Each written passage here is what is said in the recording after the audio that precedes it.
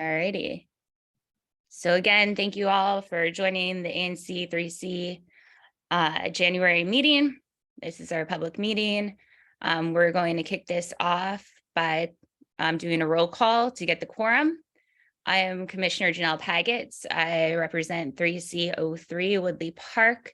I will be the presiding officer until we get to the moment on the agenda where we elect officers. I would like to kick it off to Commissioner Nash. Good evening, everybody. I'm Rick Nash, and I'm representing single member district 3C08, which includes the western part of Cleveland Park, the western part of Woodley Park, and Massachusetts Avenue Heights. Awesome. Commissioner Geist.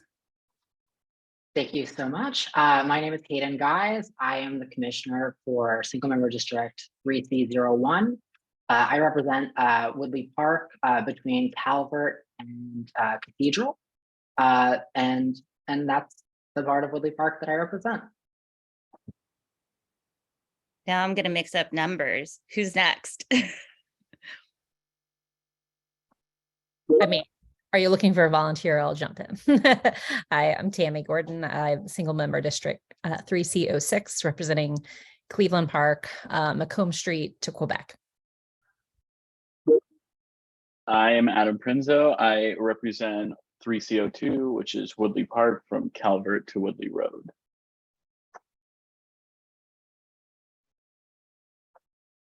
I'll jump in.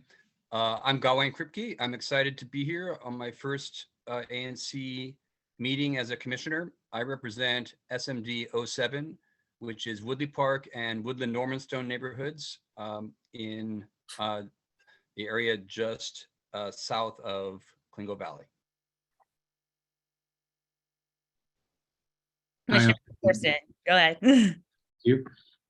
I'm Rourke McCorston. Good evening, everybody. I represent 3C04, which is a stretch of Cleveland Park from Tilden Street down to Quebec Street along Connecticut Ave, mostly on the eastern side of Connecticut Ave, plus the Tilden Gardens buildings on the west side of Connecticut Ave at Tilden Street, which is also where I live. Awesome. Commissioner Siddiqui. Hi, everyone. Swali Siddiqui. I'm a commissioner for single member district 3C05, and I represent the part of Cleveland Park west of Connecticut Avenue between Connecticut Avenue and 34th Street, going south to Macomb Street, northwest, and north all the way to Sedgwick Gardens. Thank you. That's a quorum of all 8 commissioners that make up ANC3C moving forward for the next 10 years. All right, next up is the verification of notice. Rachel. Yes, all notice was sent to the listservs and posted on our website. Thank you. Up next, we have the approval of the agenda. We do have some changes here.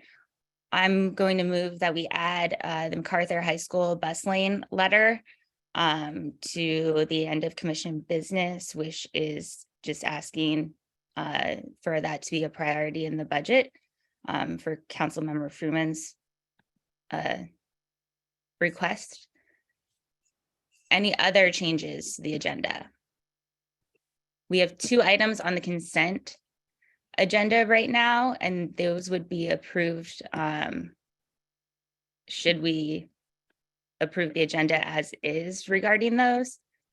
They are a resolution regarding the U.S. Naval Observatory Historic District nomination, and a resolution regarding traffic calming measures on Newark Street between 34th Street Northwest and Connecticut Avenue Northwest. These have been posted on our website, I believe, since last Thursday. I think there was just one minor change to the traffic safety one, correct? Chair Pagets or Presiding Officer Pagets, I would request that the Naval Observatory Historic District resolution be moved to regular business from the consent calendar, please. Okay. We'll move that after the bus lane or the bus line letter. If that's okay. Are there any other changes to the agenda? Hearing none, this will be the agenda approved moving forward for this evening. Thank you. Announcements. I believe Dr. Chelsea Van Thoff is here and would like to give an update on the Taft Bridge barriers. So we'll ask her to unmute, and thank you, Dr. Van Thoff, for joining us. Thanks, Janelle. I'm gonna make this quick because I'm out and about. But it's nice to see the faces I recognize here. Sorry, my phone's about to die. Can you guys still hear me? Yes. Yeah, okay. So updates, I'm sure you're all aware of the tragic loss from Taft last week. If you have not looked at any tributes to Blake Kunschel online, I encourage that you do. He sounds by all accounts to have been an incredible person. DDOT 2 days later reprogrammed money to the barrier. They don't like it when I say they funded the barrier, but they reprogrammed the money for the barrier design. We met with them on Friday, and the design phase is slated to take about 8 months. They don't have money for the construction phase. They are working across several departments to get this done, so it really feels like they're putting their best foot forward on it now, and we're all on the same trajectory. Unfortunately, it's bittersweet, obviously. So now some of you have requested to be on the bridge team after, or the barrier team after we sent the support letter, so thank you for that. A lot of what's going to be happening now with the advocacy team is, as DDOT put it, preaching to the choir, but making sure that they know we're still here and we're still, waiting for this to get done. And also asking for the mayor to make this a priority in the budget as well moving forward. Because we're still going to have to get funding for the rest of it. We're also working on intermediate or interim barrier or means of preventing suicide while we wait for the actual barrier to go up. They were talking about signage at the meeting, and we're hoping to push for a more physical barrier in the interim than signs, but better than nothing. Janelle, if you have anything to add that I'm forgetting. But other than that, thank you guys. Thank you. I just wanted to add that this is the whole of district government. The Department of Behavioral Health was also on the call with us, realizing that this is also a whole of, it's not just DDOT who has the asset, it's the behavioral health surrounding the situation.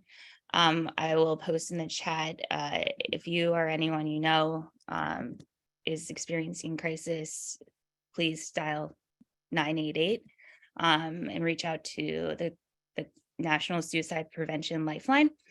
There have also been a number of other attempts that people passing by were able to intervene on that we've become aware of. So please be on the lookout and dial 911.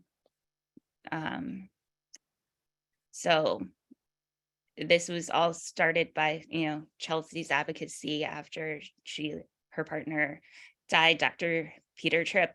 Last year we passed a resolution through this body in June, so, and gained momentum and support, and Councilmember Fruman is also part of working with us to get these done, so thank you.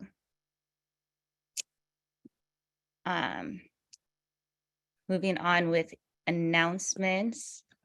I believe, Cleveland Park Main Streets and Woodley Park Main Streets, you had requested some time. Yep. Hi, thank you very much for letting me just give a brief update. Cleveland Park and Woodley Park Main Street are working together to bring sculptures to the lamppost. I think we presented on that at a previous meeting, but just wanted to let you know that we're having a fundraiser for that on Wednesday, February 15th at Cleveland Park Bar and Grill. It is a trivia night. It costs $20 for the tickets, but all of the proceeds will go to this project, and Cleveland Park Community Association will match every $3 we can raise $1. So It'll be fun, lots of trivia about Cleveland Park, and I'll put the link in the chat for getting tickets. Thank you. Awesome, thank you. Robert, did you have anything else to add? Is he here? I don't see him. He's here and he's nodding his head. He doesn't have anything to add. Okay, great. Thank you. And thank you too for teaming up on this. It's very exciting.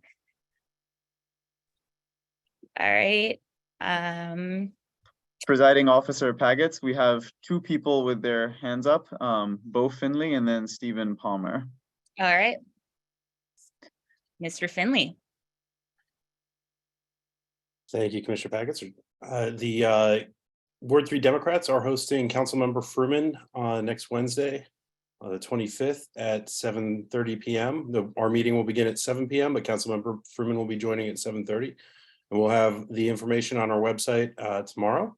So if you're interested in hearing Councilmember Fruman's plans for the upcoming year and a Q&A, if you have any questions for Councilmember Fruman, please come to the meeting and ask. And it will be a virtual meeting. Thanks.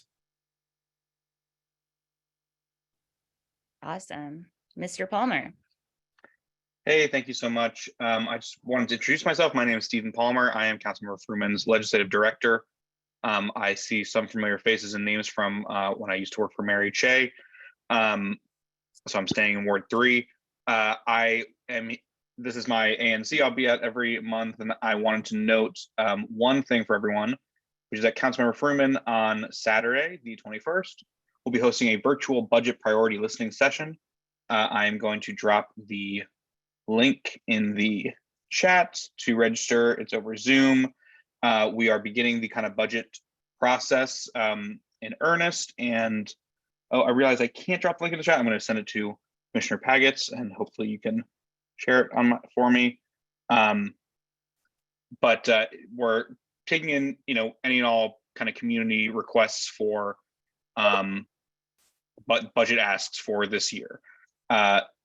Along with, it's very basic, very early. We're just kind of listening. It's a listening session. If you can't go to that or you don't want to go to that, there's also an online form, which I'm also going to send to Commissioner Pagets. There we go. To kind of let us know what is on your mind that way as far as budget asks go. And if you're an organization and see a Main Street, civic association, you can email Councilmember Fruman's chief of staff, Catherine Miles, and I will, last thing I promise, Commissioner, put her email in the chat as well. I'll be here every month. If you ever need anything from the council member, please give me a shout. Thanks. Awesome, thank you.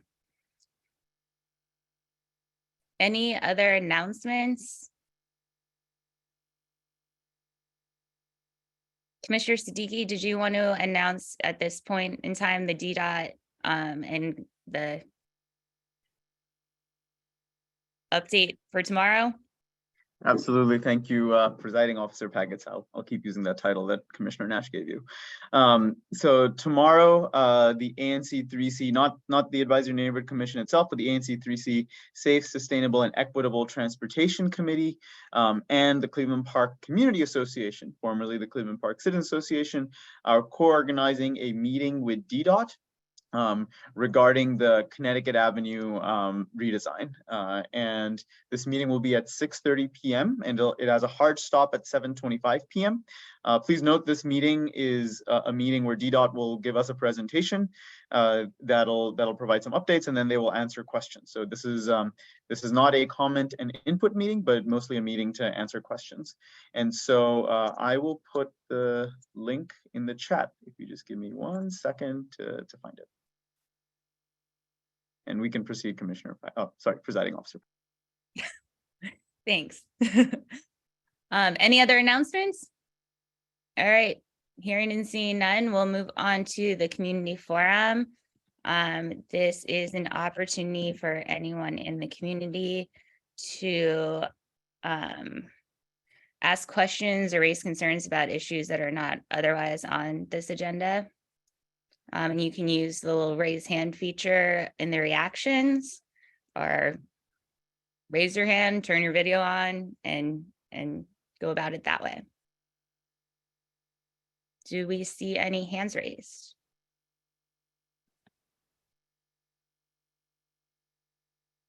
No. Okay, seeing none, we'll move on.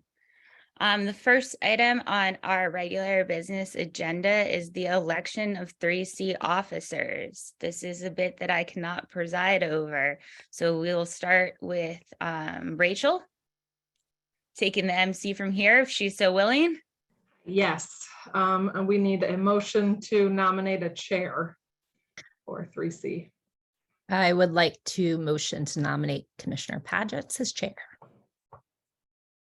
Okay, is I there would a like, I would like to second.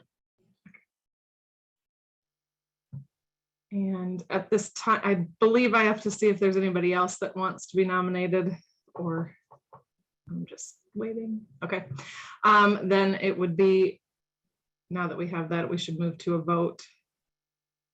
And do you want me to do a roll call vote, or are you okay with? I think we're okay with. Okay, so then we would need a vote. All those in favor of Commissioner Paget as the chair?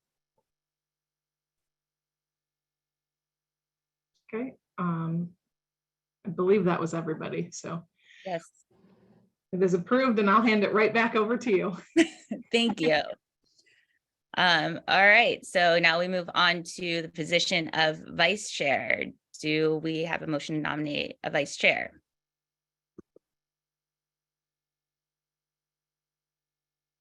I'd like to nominate Commissioner Geis. Okay. I'll second. Okay.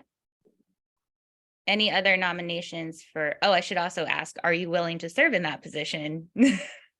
I am willing to serve in that position. Okay, cool. Are there any other nominations for vice chair? No?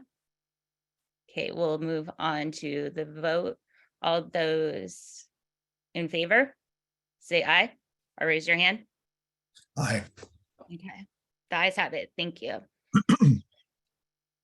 Moving on to, oh, I forget the order. Do we do secretary or treasurer? It doesn't matter. Okay. We'll do treasurer. The role of treasurer. Do we have a nomination for the role of treasurer? I'll nominate Commissioner Siddiqui. I will second that nomination. Oh, Are you willing and able, Commissioner Siddiqui? I am not willing, but I am able. No, I'm joking. I'll do it. All right. Any other nominations for treasurer? And feel free to nominate yourself too. That you can do. All right, seeing none, we'll move on to a vote. All those in favor of Commissioner Siddiqui in the role of treasurer, say aye or raise your hand. All right, that's everyone except it looks like Commissioner Siddiqui. Congratulations. All right, on to the role of secretary. Do we have a nomination for the role of secretary?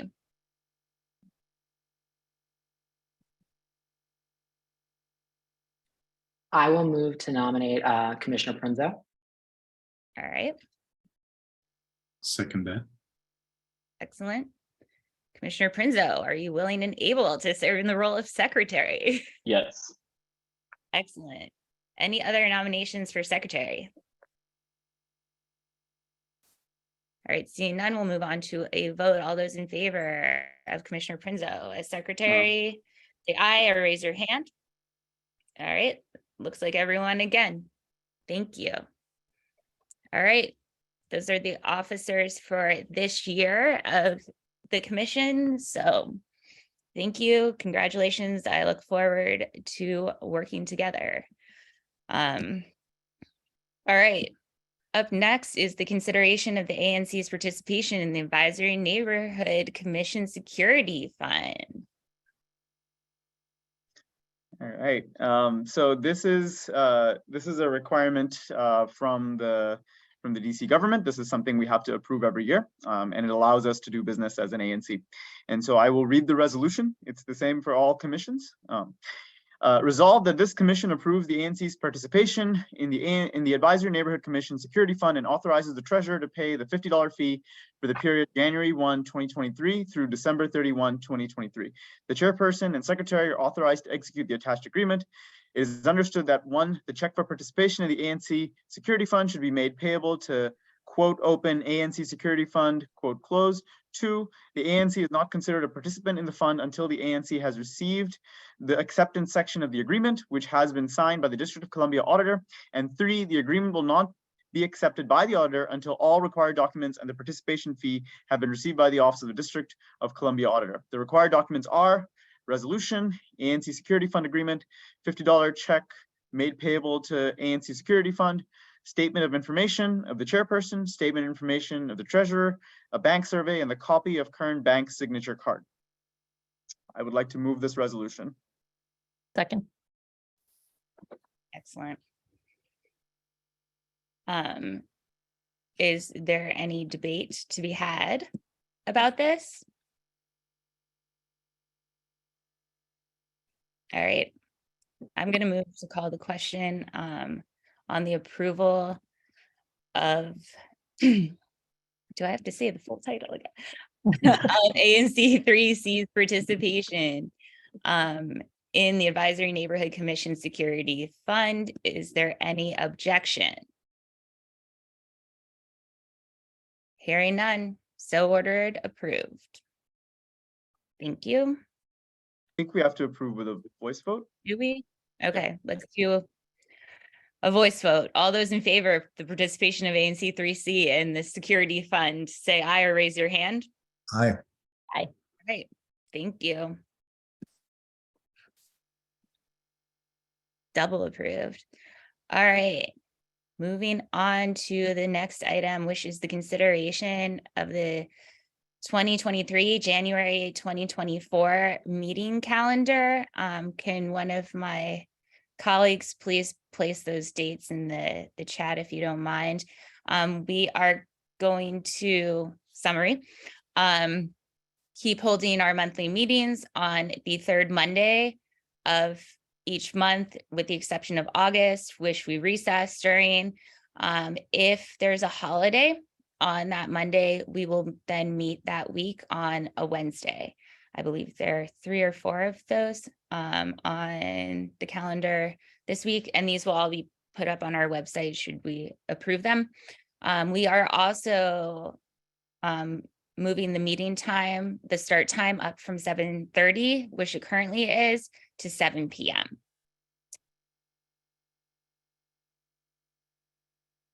And that's what I'm moving as the consideration calendar. Thank you. Is there any discussion among commissioners? Yeah, I'll just say I think that change makes a lot of sense. You know, these meetings could go potentially very long. I think kicking it off at 7 instead of 7:30 is in the best interest of all involved. Excellent. Thank you.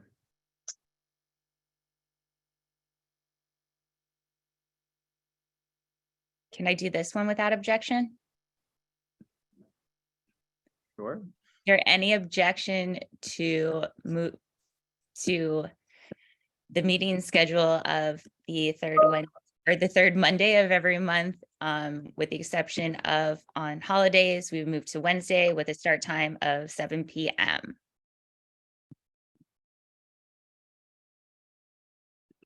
All in favor, raise your hand and say aye. Aye. Anyone in opposition? All right, meeting schedule is approved. Thank you.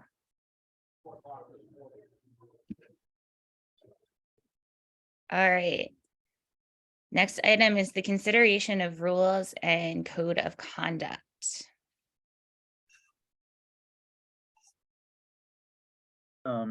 Chair Paggets, I would like to move that we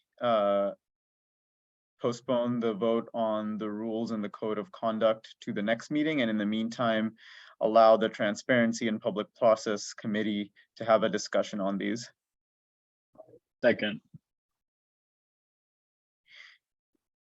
All right, so this will open up discussion on, what we're trying to accomplish with rules and a code of conduct, which 3C historically has not had formalized documentation on.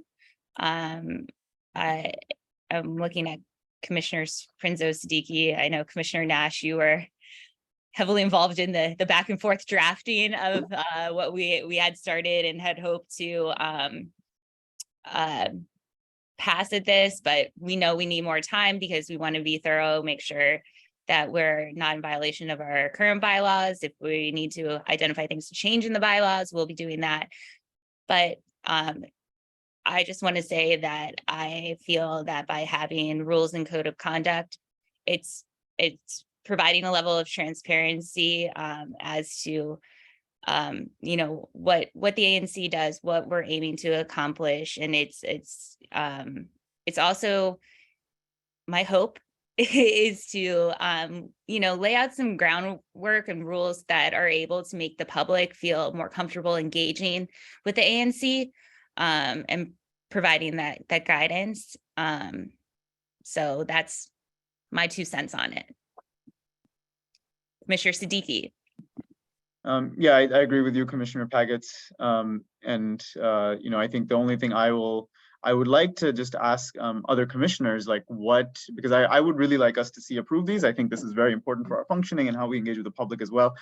I guess if other commissioners are willing to share some of the concerns they had. I mean, I share the concerns, I think Commissioner Paget, Chair Paget, that you said about making sure that everything is up to, you know, is the same as DC law. I know other commissioners also pointed that out when we were working on this. So I think that's an important one. I think there were certain items that we were discussing that I believe are important. You know, for example, I know we were having a back and forth on conflict of interest. You know, I think that's a good one to kind of resolve and get to. But I was curious to hear from other commissioners. Are there any items that in particular they feel we can focus on, or anything else? Also, for the benefit of the public, the link I just posted has the rules, the draft rules and the code of conduct in there, if the public would like to look at them.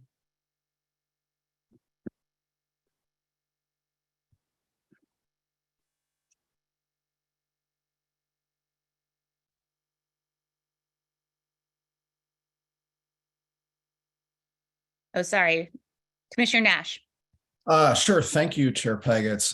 First of all, I think I agree with everything that has been said by the other commissioners. These rules and a code of conduct are needed and should be put into effect after, you know, full consideration, I think, as soon as possible. And frankly, I don't think we're that far apart on finalizing them. And I look forward to the work that the Transparency Committee is going to do. My belief is that the mission statement of the ANC as set out in the rules needs to be consistent with the empowering statutes in the Home Rule Act and otherwise, that our role to represent our constituents has to be front and center, of course. That as we expand committees to include community members who bring both capacity and expertise to committees, that, you know, we make very clear what the role of those committees are, and, you know, give primary place as always to the role of the single member district commissioner.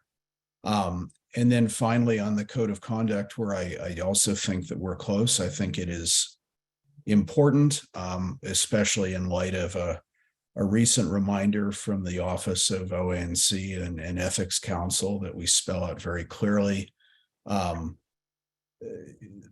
prohibitions in the statute on, you know, accepting favors and gratuities, and that the code of conduct, at least in terms of a commissioner's self-reflection, addresses appearances of conflict of interest as well as conflicts of interest themselves.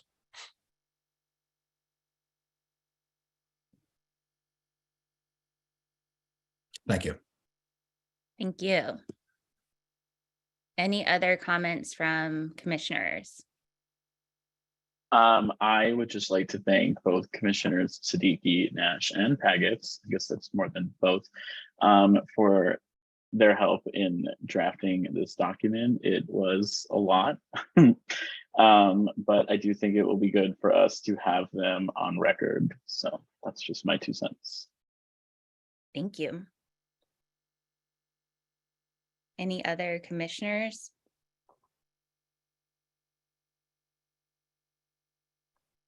All right. Any members of the public want to weigh in on rules and code of conduct?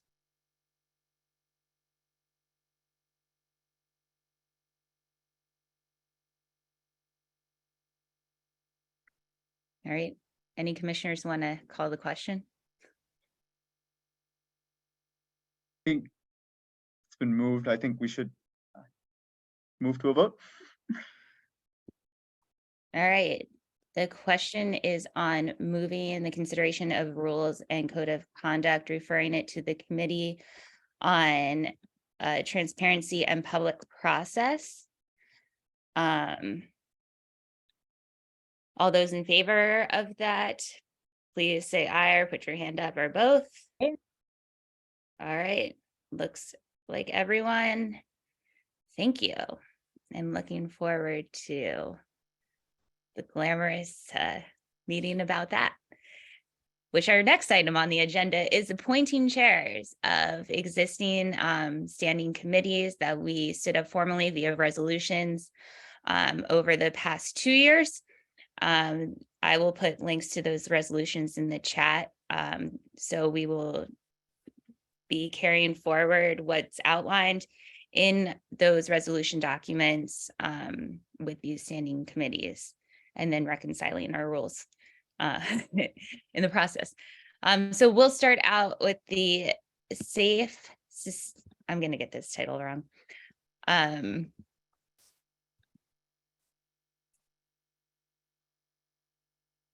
The Safe, Sustainable, and Equitable Transportation Committee.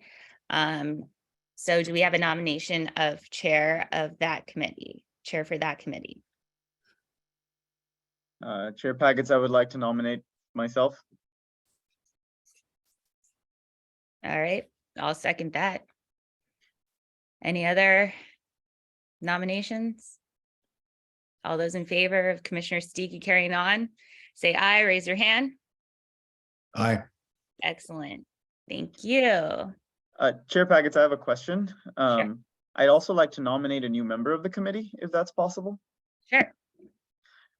So I would, I really want to thank everyone who served on that committee. I know Commissioner Gordon was a member of that committee, and since she's now stepping up to be a member of every committee that we have, I'd like to nominate a new individual, and that person's from the same SMD, so this is great. And a person who's really sort of stepped up in terms of advocating for safer streets and specifically for pedestrians and people who use transit is Justin Daniels, and he is here. So if it's okay, Chair Packets, I'd like to nominate him and maybe give him like, a minute or so just to introduce himself to the community and the commissioners.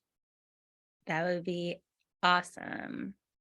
Mr. Daniels. Hi, everyone. Thank you, first of all, to Commissioner Siddiqui for nominating me. I'm really honored to have been asked to serve on the Transportation Committee, and to give a little bit about myself. My name is Justin Daniels. I am a newer resident to Cleveland Park. I moved here in July of 2021, very much for how accessible Cleveland Park is, both to bus riders, to bike users, to pedestrians, and also to automobile owners. I don't own a car, and so ensuring that our SMD and our ward has good access to transit is a high priority for me. And I'm really excited to support the work of the commission and the work of ANC3C to do things like improve pedestrian safety, work on the redesign of Connecticut Avenue, in particular, ensuring the implementation of the bike lanes that have been much discussed. And overall, to really respond to community feedback and facilitate public participation in the workings of the committee and of ANC3C. So with that, I turn the floor back over to you. And before I do want to just congratulate all of the newly inaugurated members of ANC3C and the new officers of ANC3C as well. So thank you very much. Thank you. All right, all those in favor of the appointment of Mr. Daniels to the Transportation Committee, please raise your hand or say aye. Aye. Aye. Excellent. You got us all. Thank you. And thank you for participating. And this is a good time, I think, to remind the public that you can reach out to the chair of any of these commissions. They were formed and stood up so that folks can formally join these standing committees. And as Commissioner Nash pointed out, help with capacity, workload, expertise, and all of those things. So I think that Commissioner Siddiqui, how many members of the public are hopefully carrying on as standing committee members for transport, because you had the most success? Well, I think I started before the other ones. I think, so I would like to renominate and reappoint the other members that were on it last year. So there's 3 members, and in plus Commissioner Gordon was the 4th one from the member of the public. So I'd actually like to move to reappoint Michael Reifer, Warren Gorlick, and Naiwa Dwan on the Safe, Sustainable, and Equitable Transportation Committee as well. If it needs a second, I second. Second, yeah. All right, great. Without objection, anybody objecting? And so approved. Thank you. All right, so these I'm trying to do in the order of formation to the best of my memory. Next up will be the chair, or asked to nominate a chair of the Transparency and Public Processes Committee. Do we have any nominations for that position? I'd like to nominate myself. Excellent. I'd like to second. Awesome, thank you. Any others? All those in favor of Commissioner Prinzo taking over Transportation and Public Process Committee Chair, say aye or raise your hand. All right, great, thank you. And did you want to announce, since we just referred something to the committee you're now chairing? Yes, so when you will be meeting on that topic?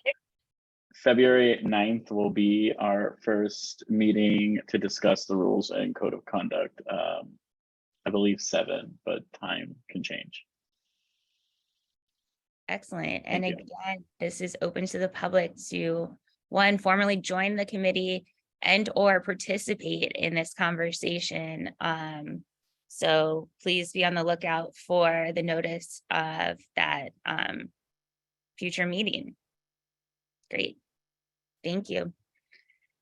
And then the Community Engagement and Grants Committee. Do we have anyone to chair the Community Engagement and Grants Committee?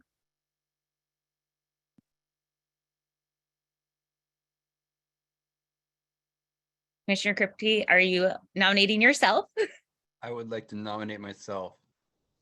Great. Second. Awesome. Thank you. All right. Any other nominations? All those in favor of Commissioner Kripke taking over Community Engagement and Grants, say aye, raise your hand. Excellent. Thank you. That one to me is the most fun, but that's just my opinion. And again, please, please, please, feel free to reach out to any of the commissioners if you're interested in joining these committees through your SMD commissioner. We'll get you in touch. So thank you very much. So that concludes that bit of the agenda. Moving on to the next item, we have the consideration of a resolution regarding zoning, housing, and economic development committee as a standing committee. So I move to a resolution in the formation of a zoning, housing, and economic development committee as a standing committee of ANC3C. Would you like me to read the resolved? Yes, please. Thank you. Sure. Therefore, be it resolved that ANC3 establishes a zoning, housing, and economic development committee as a standing committee. Be it further resolved that the committee reviews, analyzes, receives public comment, and publicly discusses proposed projects, including zoning, planning, land use, and multifamily development that are before the zoning commission and are requesting relief from zoning regulations through the Board of Zoning Administration. Be it further resolved, the zoning, housing, economic, and development committee is tasked with the following: identifying appropriate issues related to job creation and business development, including housing development and policy, as well as individual project development, working with developers and other project proponents to encourage the inclusion of affordable housing, multifamily units, and community amenities where possible, making recommendations to the commission regarding requests for zoning relief, researching, reporting findings, and providing recommendations to the commission, tracking and notifying the commission of all relevant hearing dates, and being the primary interface between ANC and the area Main Street organizations. Be it further resolved that Janelle Pagets, Commissioner for SMD 3C03, and Tammy Gordon, Commissioner for SMD 3C06, should be the co-chairs of the Zoning, Housing, and Economic Development Committee of ANC 3C for the commission year of 2023-2024. Be it further resolved that the committee co-chairs shall appoint, with the approval of the commission, additional members of the committee. Be it resolved that ANC authorizes the chair and the commissioner for 3C06 or their designees to represent the commission at this manner. Second. Excellent. Thank you. All right, this opens up the floor to discussion amongst commissioners. Does anyone have anything to say? Commissioner Nash. Sure. I would just make a couple of comments, and I don't know whether, if appropriate, to consider them in the form of a friendly amendment, but I'll just mention the comments here. First, in the resolution, the word plan or planning appears multiple times. And, for many years, the commission had a planning and zoning committee.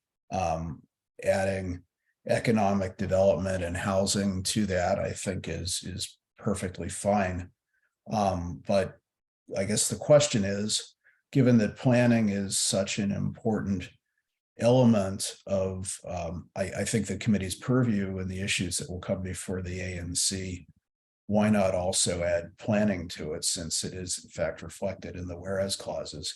And then the only other question I would have, and maybe suggestion, is in the resolve clause where the committee works with developers and project proponents on issues like affordable housing and community benefits.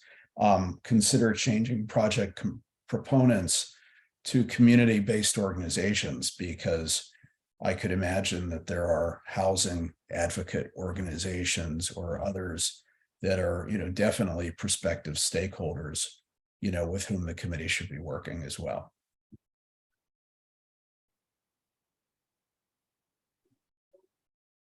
I would accept both of those as friendly amendments. Commissioner Gordon? Second. Okay. Should we put planning at the front of the title? Planning zoning? I was like, what's the acronym? Yeah. Yeah, acronyms are tough, but planning, zoning, and so forth, both have continuity with what's existed, but also reflects the additional emphases that the ANC wants to put on the committee. I think that's fine. I agree.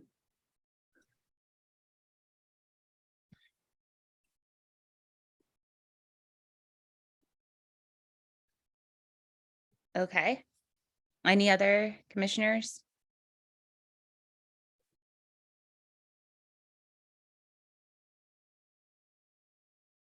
Okay.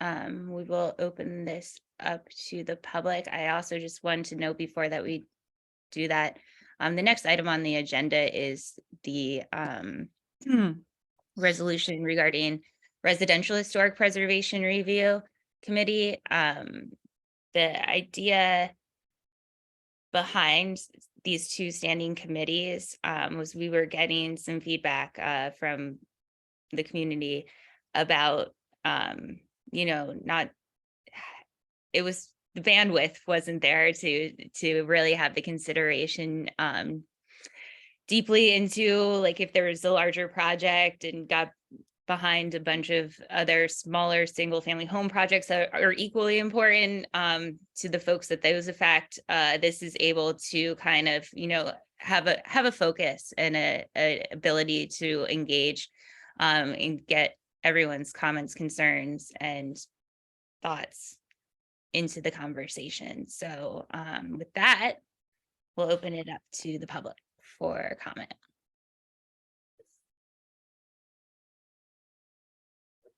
And I apologize if I totally butcher your name, Ms.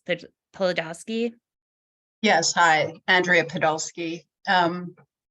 This is regarding the planning and zoning. And I agree with Rick that adding community-based makes a lot of sense, but historic preservation was totally non-existent in that. And considering that zoning is going to be a focus, I would think, I mean, you could say the community-based organizations might include some that are involved with that, but certainly any kind of development that happens within Ward 3 would necessarily involve historic preservation issues. So I'm not sure whether in this second group that's taking care of commercial spots as well as residential. But I would just say that it seemed odd not to have that in the resolution. Thank you. Okay. Oh, sorry. Just to clarify, we could probably work to make that a little bit more specific. So everything that is going in front of HPRB that is not a single family residential home would go to the planning, zoning, housing, and economic development committee. So that would still be considered, historic preservation issues would still be considered as a larger part of that. Commissioner Siddiqui? I do like that comment from Ms. Podolsky, and maybe I think having an explicit resolve clause in there is good. And if so, maybe I can offer a friendly amendment. And if it's not friendly, then that's fine. But be it further, and I'm going to type it in the chat so that you can copy it easily, and then you can that. Much appreciated. Committee will handle HPRB applications for commercial multifamily. Be it further resolved that the committee will handle, well, actually, let me make sure I get your all's language. So you have, be it further resolved that the Zoning, Housing, and Economic Development Committee, which now is the Planning, Zoning, Housing, and Economic Committee, is tasked with the following. I recommend that you add this particular bullet to it.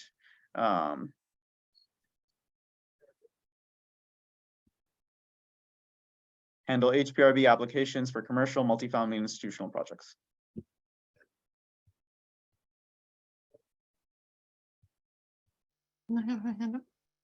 Makes sense. Okay. Trying to raise my hand. Well, Commissioner Nash. Sure, I just wanted to raise a point of clarification. I thought that we were discussing the resolution as presented on the now Planning, Zoning, Housing, and Economic Development Committee. With the amendment that states that the committee would have purview over historic preservation applications for essentially non-single family housing projects. And it necessarily brings up then the other committee resolution, which proposes just that, a committee having jurisdiction over only single family residential projects. And that is an issue where I think there is going to be different views, certainly on the commission and in the community. And so I don't know whether Chair Pagets, you want to read both committee resolutions and then discuss them together, because I have the feeling many of the comments will relate to that joint issue, or whether you want to, continue to focus on each committee charter in turn.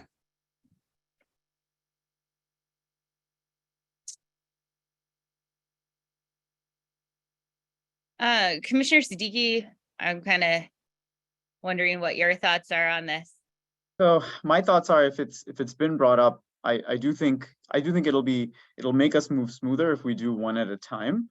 I do think it's okay to bring up comments regarding why where HPRB applications for non-single family homes will be dealt with. So, but I think it's okay to discuss it in the context of this committee. And then the second one is a totally new resolution on regarding residential historic preservation review committee. I just think that'll help us move quicker.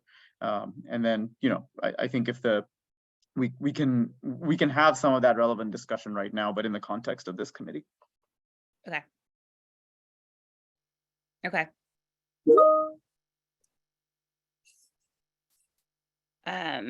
Ms. Lepard, I believe your hand was up next. Thank you. I appreciate this. And I appreciate your time and all your hard work, all of the old commissioners and new commissioners, not that you're that old. But I'm concerned about you've got to remember there are different standards, and you know this, that for reviewing zoning versus historic preservation. So to try to throw some of this into your new zoning, housing, and economic development committee is a bit worrisome, especially when you leave out it's all about development. And I'm just concerned. Well, and it goes to your next resolution, of course, but there's got to be a cohesive standard to do this.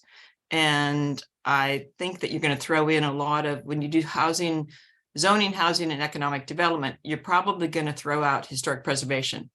You're going to throw out the baby with the bathwater, and you're going to just look at that and look at building. And then they go on different levels. You know that very well, that historic preservation review goes one way and zoning goes another way, and they have different standards. So I just throw that in there because I'm not quite sure how this committee is being put together. And I worry about the dysfunction regarding the next committee, and also how the Cleveland Park Historic District has been split into two, and the burden on that. So I'll leave that for now. Thanks. Sure. Commissioner Siddiqui, did you want to clarify that? I'm not trying to add more to the title, but I'm happy to clarify. We can go to the other community members that have questions, and then I can go after them. Okay, great. Mr. Roseman, I believe you are next. Thank you. I want to build on the same point that Ms. Lepard just made. Am I to understand that you're bifurcating the historic preservation expertise and function within the ANC, locating some as a subset of development and then reserving the rest of historic expertise to only non-commercial structures? So it's not by commercial, non-commercial, it's single family homes versus institutional, multifamily, and commercial. Well, that is deepens my concern, Swally, Commissioner Siddiqui, I'm sorry. But to make historic preservation part of a committee that has a larger, and it sounds to me, broader mandate,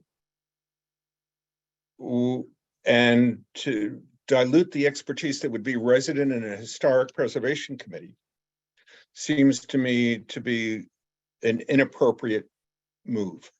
I think it is critical that historic preservation concerns be addressed where there is resident expertise, and a committee on planning and zoning and development seems to me not to be the place where that expertise would be resident.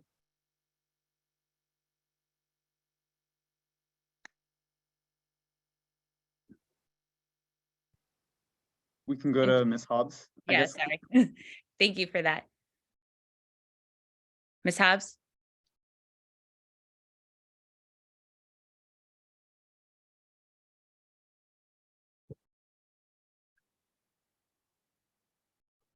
Ms. Hobbs, something should be popping up that should be asking you to unmute. I think I'm unmuted now, sorry. Success, thank you. My name is Christine Hobbs. I'm co-chair of the Architectural Review Committee of the Cleveland Park Historical Society. And I would urge you not to bifurcate the historic preservation review between commercial and residential for a couple of different reasons. One, multifamily is residential, so that's an artificial split right there. But also, the historic district has already been divided between two ANCs, which means that interested neighbors, members of the ARC, will be attending, listening into two ANC meetings and multiple subcommittee meetings, possibly with conflicting dates, depending on the issues, the property, etc. And I think it's very important to have coherent standards, expertise, a consistent approach to historic preservation. And I would encourage this ANC to have historic preservation, both commercial, multifamily, and single family in one committee. Thank you. Thank you, Ms. Hobbs. Commissioner Paggets, if it's okay, I'll go next. And hopefully I'll try to answer the questions raised by Ms. Lepard, Mr. Rosenman, and Ms. Hobbs. So I think one thing that I think is important is that in our past experience, there is a difference between applications for single family homes versus applications for commercial, multifamily, institutional projects. And I can give examples as well of those that have happened. First, the majority of the HPRB applications that we do see are single family homes and single family residences. There are additions to those homes. And so a lot of the times, the most interested people in those particular applications are the people who live closest to it and people interested in historic preservation of those particular structures. So I think in terms of bifurcation, and it's not like it's dividing half-half, it's really sort of creating a streamline for those particular type of applications. And so for the specific group of people that are interested in those, giving them an avenue to discuss that. Very few times, and I will say few compared to the other ones, we see applications for multifamily, commercial, and institutional projects. And often those are of interest to more than just the group of people interested in that single home. And often they take into account a lot of other community concerns that we have to weigh against. I'll give you two examples. One example is of the medium rare pergola. That was a commercial historic preservation review application that of course had historic preservation principles attached to it, but at the same time, the broader community, much broader than we can imagine for any single family home application, was very interested in weighing in on that. And it was important, the ANC took a very, very strong stance on it based on the level of community input. I feel like that type of process, and the other one I'll give an example of is the landmarking of the Uptown. Again, that was a big, large, sort of context-driven, community-driven project that required a lot of time, a lot of input, and the ANC to be able to discuss the many different facets at play. I think for those projects and those reasons, and affordable housing was brought up as well. I'm really happy that the community advocacy groups were added in this, because I do think that should be handled within this committee. I do want to just clarify a few things. We're not dividing expertise. All commissioners are members of all committees, so it's not like one particular committee. One particular commission is absent from one particular committee. I totally understand the worry about going to multiple meetings.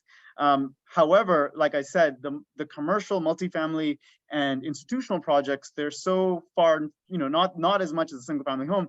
I would say that maybe they'll exist 1 month where you would have to go to both of those meetings. Most of the time it will be one or the other. And I do think that at the end of the day, all of them will be voted on at this particular meeting. The ARC process can remain the same as well. And then the final thing I'll say is, the other reason it makes sense to divide these up is This is how it's been divided up in the process we're currently following. Ms. Hobbs, Ms. Lepard, even on the Cleveland Park Historical Society website, the design guidelines that are currently there are for those residential properties. The design guidelines for the commercial properties in the business district aren't there. And so the Historical Society has traditionally bifurcated them as well. And as well, we're going through the Connecticut Avenue development process right now. They have also just bifurcated them by saying we're looking at the business district separately. So if we're going to go through that process separately, and then the Cleveland Park Historical Society also has separated out sort of the residential properties between Connecticut and between sort of Connecticut and Wisconsin, I think it makes sense for us to also do that and go through this process.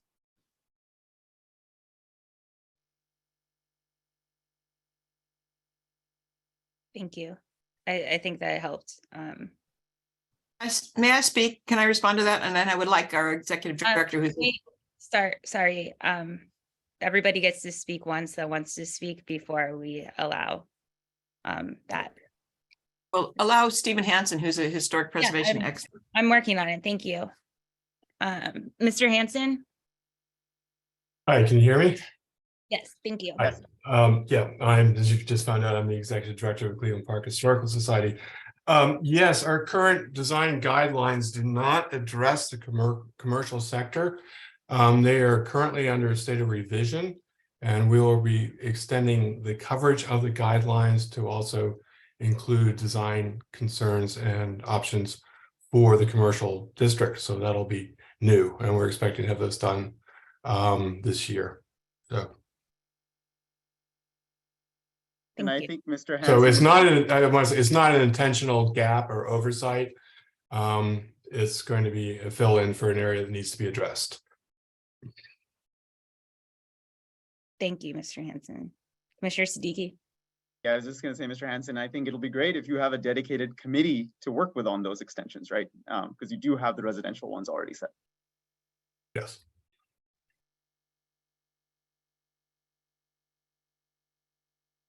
Great, thank you.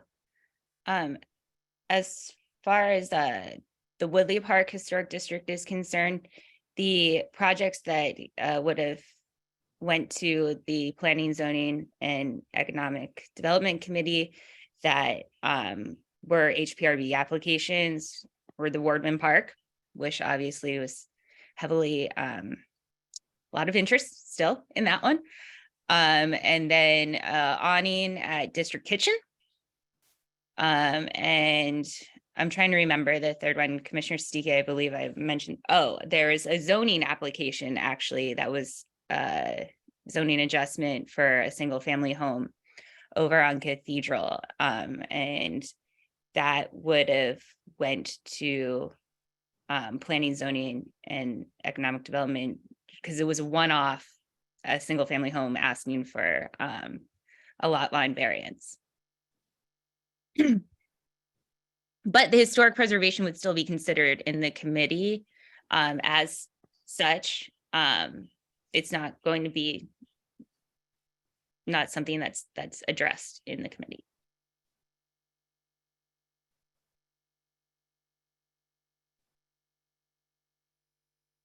I want to, Ms. Lepard.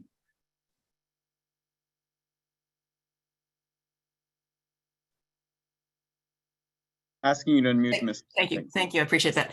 I just want to I appreciate Mr. Siddiqui's examples, except for that there are other examples of when a single family home does get turned into multifamily homes on Norton Place, on the corner of Norton Place and Connecticut Avenue. And there's other places like that, and there will be continuing to be more like that. And your examples of the medium rare pergola, where the owner has everybody in the neighborhood eating there, I guess, and being their best friends. And writing in, but the landmarking of the Uptown did not take much of your time at all. The Cleveland Park Historical Society and the DC Preservation League put that in and it went through in flying colors. So I don't really think you can consider that a huge amount of time of your work when we did all the work to put that forward. And I'm sure you're going to talk about the amount of time that you take on reviewing. I'm sorry, Ms. Lepard, we're commenting on the resolution, please. All right. Thank you. Okay, thank you. Sorry. Back to commissioners, because I don't see anyone else in the public looking for a person to speak. Commissioner Nash. Certainly, thank you.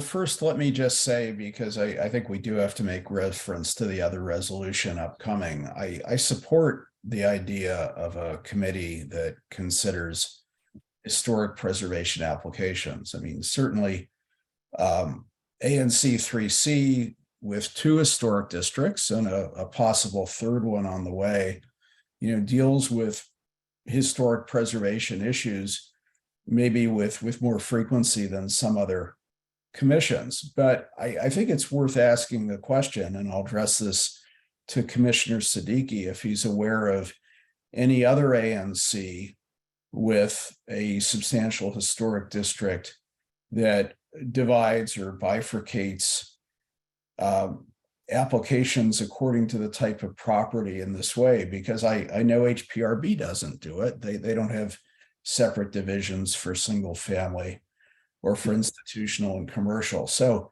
the threshold question is there precedent for this? And then I just want to speak to a couple of other points as well. Commissioner Siddiqui. Well, I mean, I am not one for thinking about precedent unless we absolutely need it. This is not a court. Like, I'd like us to be innovative. I'd like us to, think broadly about the community. So I think it's important. I guess the one quick question, Commissioner Nash, because I was looking for the design guidelines on the Cleveland Park Historical Society website. Are you still a board member of the Cleveland Park Historical Society? I am, through when my term expires in the spring. But So- I'm not speaking tonight on behalf of CPHS. There are others who are speaking for it. I understand, Commissioner Nash, but I also know the conversation we had about conflict of interest. This is a private group that has a paid membership, and you are on the board of that group. I'm wondering if you believe that this is a conflict of interest and if you should recuse yourself from this discussion? No, I don't believe I should recuse myself. It's my service as a board member, along with some 25 or 30 other individuals, is well known. Cleveland Park Historical Society is a 501c3 incorporated in the District of Columbia. It's existed for 40 or 50 years. It's transparent in its governance.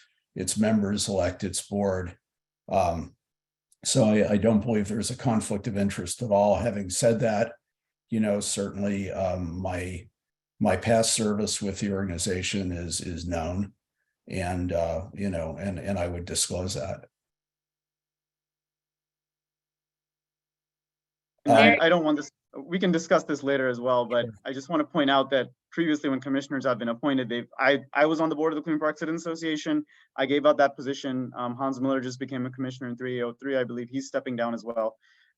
So I do disagree, but I don't want that to be the topic right now. I think it's okay. If you believe you're okay, then I think it's okay for us to continue the discussion. Sure. So let me then address the question of precedent. You're right. This isn't a court of law, and we're not necessarily bound by precedent. But I think that the fact that no other ANC, to our knowledge, treats applications quite in this way does speak to issues of efficiency and focus that I believe we would lose if we bifurcate applications according to the way proposed. And I think it may speak to a maybe oversimplification of how these issues fit together. Bifurcating historic preservation matters by property type doesn't make sense. And as I noted, this isn't how the HPRB deals with these things, because the HPRB itself applies similar standards and guidelines across landmarks and contributing structures. And as others have spoken, this bifurcating it in the ANC is likely to result in inconsistent approaches and applications within the ANC, and will add, and as others have spoken as well, to the already considerable burden on volunteer architects and others who serve on the Architectural Review Committee, which has been relied on by HPRB, and indeed this commission itself for guidance and their expertise in the past. And as I mentioned, the splitting it doesn't really reflect the reality because after all, historic preservation and zoning review at the district level are functionally separate. They're heard by different DC boards, applying different laws and standards. For complicated projects, historic preservation concept review usually takes place months before zoning review is applicable. And historic preservation concept review may determine the ultimate scope of zoning exception that is sought.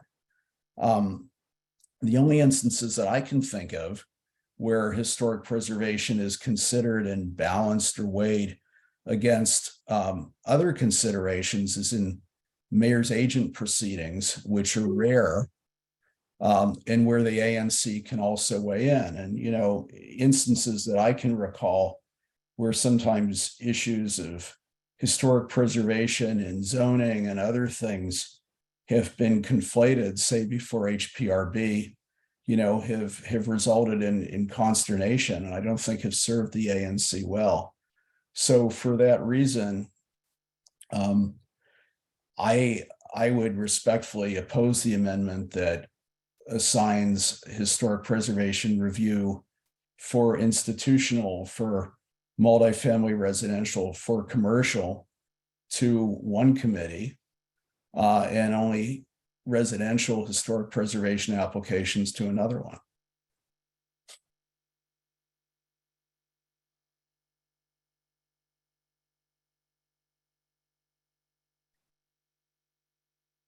Are there any other Commissioner Guys?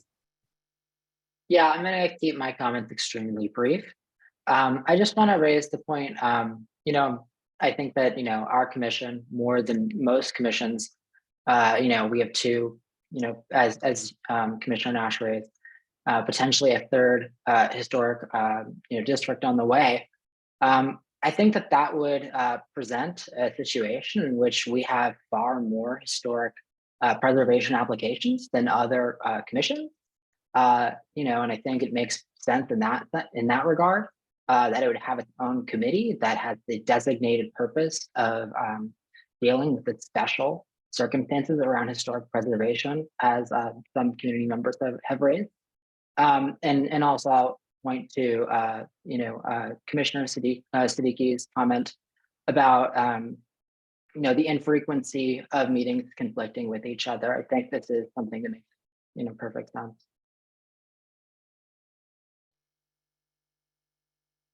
Commissioner Gordon? Sure, just kind of weighing in here, you know, obviously new to this, but I think, you know, to me, it seems like the bifurcation makes a whole lot of sense, particularly in the light of trying to work with Cleveland Park, Main Street, and other organizations to have better, you know, businesses, small businesses in our district, in our area. That's a very different focus than in home renovation and single family homes. And so I think that's certainly the intent of this, not to, you know, make some sort of like weird separation, but to have a hyper-focused team focused on the business of Cleveland Park, Main Street, and a separate committee team focused on housing, the single family homes. And I think from a committee standpoint, having those discussions streamlined in these committees will be more efficient. It'll be more targeted. And again, every commissioner's on every committee, and all of these things would still all come to a vote here. So there are many places throughout the process that organizations, committee members, residents, community organizations, everybody involved in the process will have a massive amount of times they can speak up. So I just, you know, think for me, as I'm looking at my bandwidth and my time as a commissioner and sort of how we're going to focus and how we're going to move things forward, I would keep them bifurcated. I'd like to call the question. Second the call to question. Okay, the question is on the motion to adopt this resolution with Commissioner Nash's friendly amendment, adding planning in the title and in the scope of this. And Commissioner Siddiqui's, was that a friendly amendment or just an edit? I guess it's a friendly amendment. To handle HPRB applications, to just make that more clear, right? Is that, sorry, I added a bullet and you both accepted it as a friendly amendment.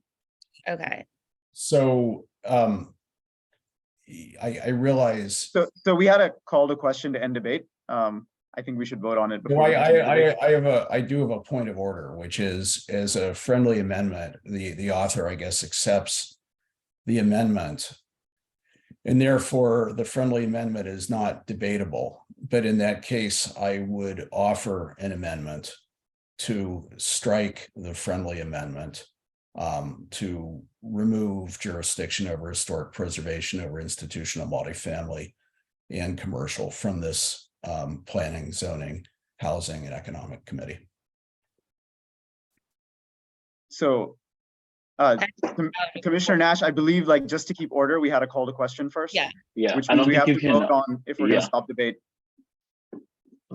And then if we decide that we continue debate, then I think you can offer additional amendments.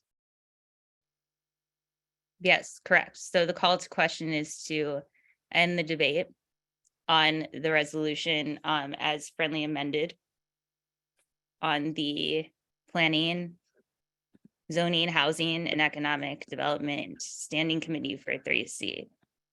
All those in favor of ending debate on this, say aye or raise your hand. All right, we have 1, 2, 3, 4, 5, 6. All right, all those opposed? No. Okay. Thank you, 1, 2. The ayes have it. So we move to vote on approving the resolution as friendly amended. All those in favor of approving the resolution on the planning, zoning, housing, and economic development standing committee for 3C, please raise your hand or say aye. 1, 2, 3, 4, 5, 6, 7. Thank you. All those opposed? 1. Thank you. The standing committee motion passes. Thank you all. All right. Moving on to our next agenda item is the consideration of the resolution regarding Residential Historic Preservation Review Committee as a standing committee. Who is moving this one? I'd like to move this one, and I'm gonna paste it in the chat. Thank you. And in the interest of time, this is the exact version that was on the website as well. And so in the interest of time, I'll just point out one small edit that was made. Thank you, Commissioner Nash, for pointing that out to the last whereas clause, and then I'll read the resolve clauses. Whereas residential single-family homes, HPRB applications have different design guidelines and neighborhood context than commercial, multifamily, institutional projects, and as envisioned by the Cleveland Park Historical Society's preservation design guidelines for the residential portion of Cleveland Park that lies between Connecticut and Wisconsin avenues. Therefore, be it resolved that ANC3C establishes a Residential Historic Preservation Review Committee as a standing committee. Be it further resolved that the Residential Historic Preservation Review Committee is tasked with the following: reviewing the HPRB applications and issues directly related to historic preservation of single-family residences. This includes the residential portion of Cleveland Park that lies between Connecticut Avenue and Wisconsin Avenues, and the single-family residences in Woodley Park. Draft resolutions for reviewed HPRB applications of single-family residential properties. This includes the residential portion of Cleveland Park that lies between Connecticut and Wisconsin Avenues and the single-family residences in Woodley Park. Makes recommendations to the Commission on historic preservation matters regarding the HPRB applications of single-family residential properties. Be it further resolved that Swali Siddiqui, Commissioner for 3C05, and I'm open to co-chairs, shall be chair of the Residential Historic Preservation Review Committee of ANC3C for the Commission year 2023. Be it further resolved, the committee chair shall appoint, with the approval of the Commission, additional members of the committee. Be it resolved, the ANC authorize the chair and the commissioners for 3C05 to represent the Commission on this matter. Second, anyone? Second. Second. All right, Thank you. All right, we'll open this up for discussion amongst the commissioners first. Anyone? Commissioner Kripke? So I'm still working my way around this. So Commissioner Siddiqui, part of the resolution is establishing yourself as chair of the committee. Is that correct? I would like to offer a friendly amendment to nominate myself as co-chair. Perfect. As the representative of much of the single family housing historic district in Woodley Park. Second. I will accept that friendly amendment, and you can see me typing it live. Excellent. Commissioner Nash? So I was going to offer an amendment that would make clear that this committee should have jurisdiction over all historic preservation matters, regardless of building type and structure. In view of the decision with the other committee, I think, offering that would just be duplicative.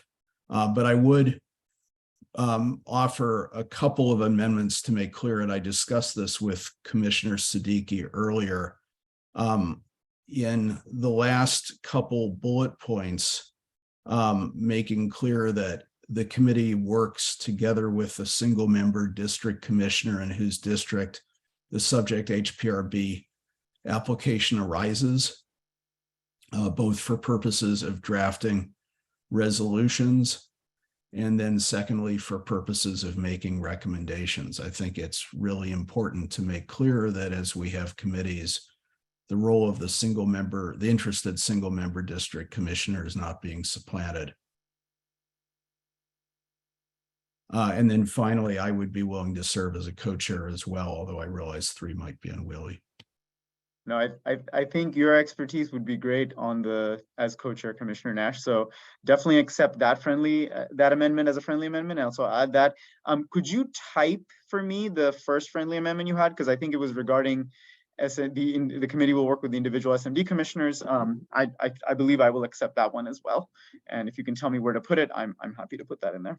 Sure, I will do that and send it to you in the chat. Okay, thank you.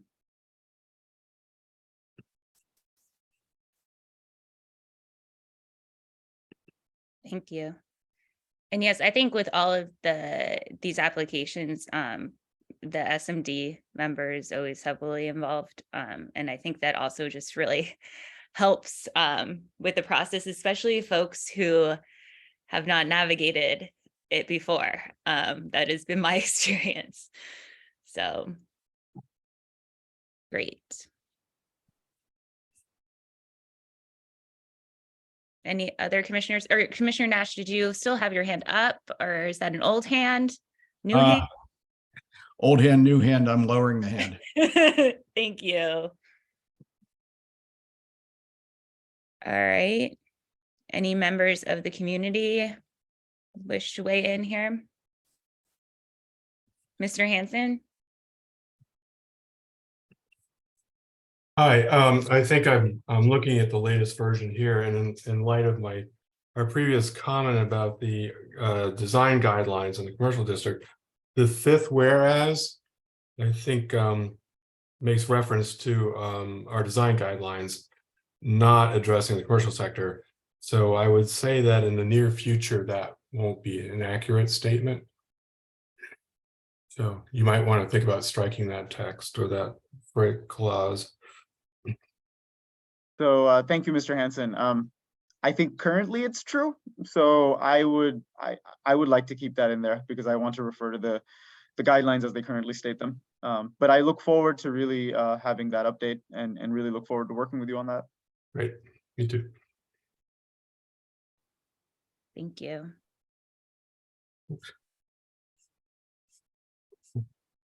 Are there any other folks?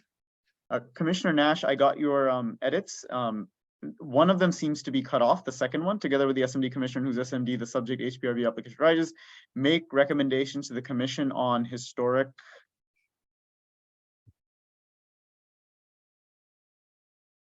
And it stops after historic. Sure, we should read on historic preservation matters and regarding HPRB applications.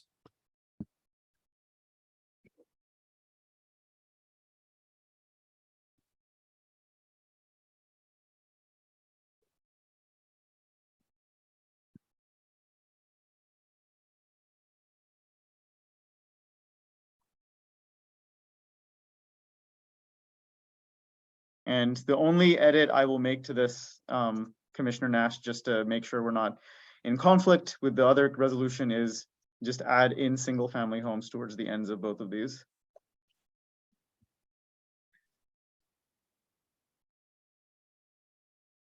Okay. And yep, I will accept those.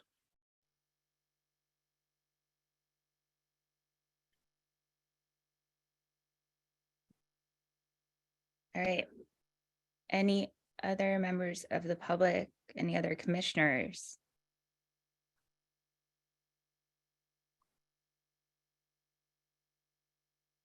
Any commissioners want to make a motion to vote? I'll call the question. I think we can just vote because it's been moved, so. Perfect. All right. All right, all those in favor of the names of these, the resolution regarding the Residential Historic Preservation Review Committee as a standing committee for 3C, please say aye or raise your hand. All right. And those not in favor, what? I believe Commissioner Nash has fallen off my screen, sorry. He voted yes. Oh, okay, cool. All right, great. So the motion carries to stand up the committee. Thank you all. All right, the next item on the agenda is the MacArthur, the letter regarding the MacArthur High School bus budget request. I will make the motion to move this for discussion. Do I have a second? Second, and I posted a link to the letter in the chat. Great. Is Mr. Metz on the call? He is. Mr. Kravitz. You want me to ask him? Or sorry, Mr. me? Kravitz.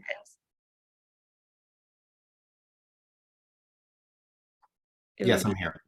It would be great if you could briefly help me Sure. out with Okay. explaining. Thank you. So MacArthur High School is opening soon. It's opening in 8 months, probably almost 7 months now. It's located on MacArthur Boulevard. Almost all, if not all, of ANC3C will be in boundary from MacArthur High School as their high school of right. If you go to Eaton, you are inbounds, or if you're inbounds for Eaton, you're inbounds for MacArthur. It looks to be a really promising opportunity. I've been working as part of the 2 different CWGs to make it a reality. Really excited about it, except for the fact that the transportation is a disaster. And it's a serious impediment to the potential success of the school.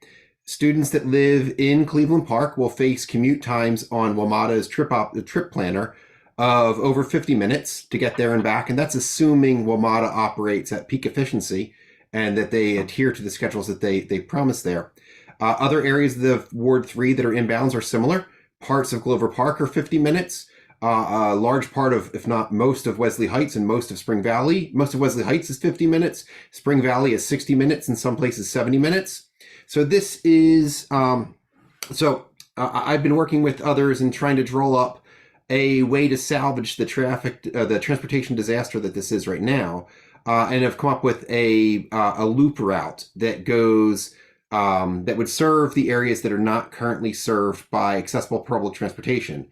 It would provide them with a more efficient, more direct means to get to the school. The route would go through Cleveland Park. It would go through parts of Spring Valley, alongside Wesley Heights, through Glover Park, and then down to the school. It doesn't just serve the students. We're asking for this to be funded by, we're asking for Councilmember Fruman to work with the mayor to fund this in her budget for the current year. And as such, it should serve more than just the students. So it's been drawn in a way where it passes through a lot of the major sites within our area that are not currently transit accessible, such as all the universities, UDC, AU, GW, Georgetown is right next to it, MedStar Hospital Complex, National Cathedral, 3 metro stations, Cleveland Park, UDC, and Tenleytown, and Hardy Middle School, Duke Ellington High School for the arts. It's close enough to Wilson and Deal that if those students end up going to MacArthur, or MacArthur students end up taking classes or athletics at Wilson, that they would have a means to get there. So it's proposed as a bidirectional route. We've done a cost estimate of it, so it's actually fairly modest. I'm surprised by how little it costs, relatively speaking. But this would solve almost all of the transportation problems this school is going to be plagued by. This route is not definite, of course. Like WMATA and DDOT and city officials should decide on the proper streets and stops and everything like that. This is just an example of what a solution would look like. And it's not clear whether this should be operated as a WMATA non-regional route or as a DDOT circulator route. So the idea is that leave that up to city officials to decide. Happy to answer any further questions if you'd like. Awesome, thank you. Thank you for taking the time to draw your draft maps. Any commissioners? And again, this is just a letter in support of making this a priority for the budget. There will be future opportunities to weigh in on, what this actually looks like. Commissioner Kripke? As an Eaton parent and a Hardy parent, both of which feed to the new high school, I'm freaking out about transport. I mean, it's just there's a lot of good here, but it's a terrible, terrible mess for families figuring out how to get there and back with their kids. So I really appreciate the proposal here, and extremely importantly to see it as a budgetary issue, because we need to throw some money at this problem, because it's going to be a traffic disaster and really a real nightmare for parents and students getting to and from this school. It'll create a lot of traffic. So again, really appreciate the work you put in making a constructive proposal. I dearly hope powers that be will listen to this, because I see a train wreck coming pretty quickly. So very much appreciate a strong support of the effort. Thank you. Commissioner Geis? Thank you. Yeah, I also want to echo Commissioner Kripke's comments. Everything he said, I agree with in spades. I want to, thank you, Troy, for the work that you've put in here and with this proposal. I think this looks great. And I think that this would efficiently solve, 2 significant problems in our community. One being this transit issues, for students at MacArthur High School, to be. But also, I think that this is a transit route that all involved, stand to benefit from existing. It's hard to get around, town in these different neighborhoods and to and from. And I think that this is a great solution to that. That's all I have. Thank you. Any other commissioners? Commissioner Gordon? Yeah, I mean, just co-signing everything that Commissioner Kripke said, obviously a huge issue for all of the kids in our district, and really commend you for coming together with a solution that we can, get behind and hopefully advocate for ahead. So full support here. Thank you. Any other commissioners? Rory has a hand up. Okay. Go ahead, Commissioner Corson. I'd also like to echo what Commissioner Geis said about increasing transport options through this proposed route to get to some of the other neighborhoods around town that can be difficult to get to, especially if you rely on public transportation to move about. Just looking at the proposed bus route now for the first time, that was my first impression, is this would really help me, and I think a lot of my neighbors here and in my single member district, which is mostly apartment buildings, to get to other parts of DC if they need to, or if they would want to. Thank you. Mr. Kravitz, did you want to respond to any of that before we go out? Yeah, I wanted to thank you guys for considering this. You're the first ANC. I've spoken with ANC3A, 3B, and 3D, and they're all going to be, they're all planning to consider something similar, if not an identical letter, to be quite frank. The solution is going to have to come from us in the community. I was on a MacArthur CWG call earlier tonight. They don't have a plan for transportation. Frankly, they're not even aware that there's a problem. I'm very excited about this high school. I think once you guys see the prospective programming, you're going to be very excited. But this transportation thing, if we're going to solve it, it's going to have to come from us at the ANC levels and in our communities all pushing to make this a reality. So thank you for taking the lead. Thank you. I will open it up to the public. Mr. Keefe.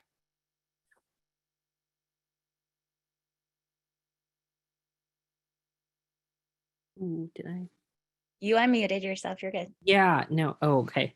Yeah, it just said it might be going to my phone instead of my computer for a second. I'll just say, I think that transportation problems with the new high school are immense, and this resolution seems great. The transportation problems are so severe that I actually do not think I oppose this high school because of them. But I would just say, the letter is generic enough that it seems fine. The particular, having been involved in a lot of transportation planning efforts through the years, I would say the route on the map has significant concerns for me. But just a general, this needs to be addressed. Please do some planning. And do it quickly and make sure there's money in the budget for it is a great step forward. And really hope Wamata and that we could do something going forward here. I am loath to see where both the buses for this and the most importantly drivers will come for a route, but I hope this is a successful push. Thank you. Mr. Ward.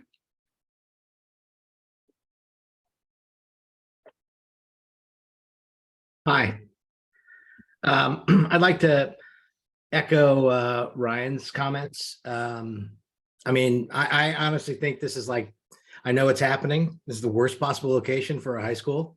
It's in the far reach corner of the city. So making the best out of a bad situation and finding transit funds to improve the situation, I guess is a good idea, but this is going to be, and Troy, I appreciate your map. There's a city bus is probably not going to go down Macomb Street. Just physically. So, I see a lot of problems with this, but I don't know if we should be without more conversation, talking about how to put lipstick on this pig. Thanks. Thank you.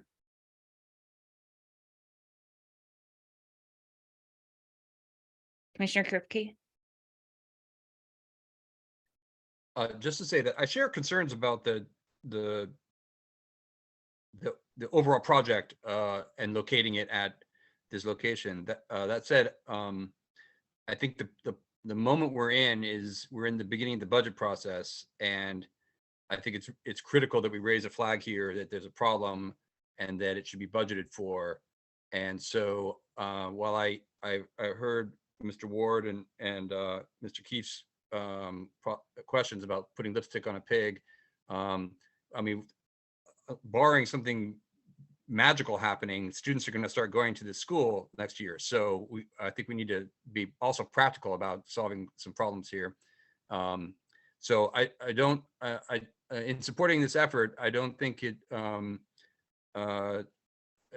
removes the possibility of also supporting more different and more ambitious ideas about how to improve this proposal for a high school. But I also think we have a very practical problem right in front of us that we need to deal with, and this is a timely step. Thank you. Commissioner Nash. I actually share Mr. Ward's and Mr. Keefe's concerns, but I would agree with Commissioner Kripke that given where the planning seems to be on this new high school, the city is far overdue in doing serious transportation planning to go with it.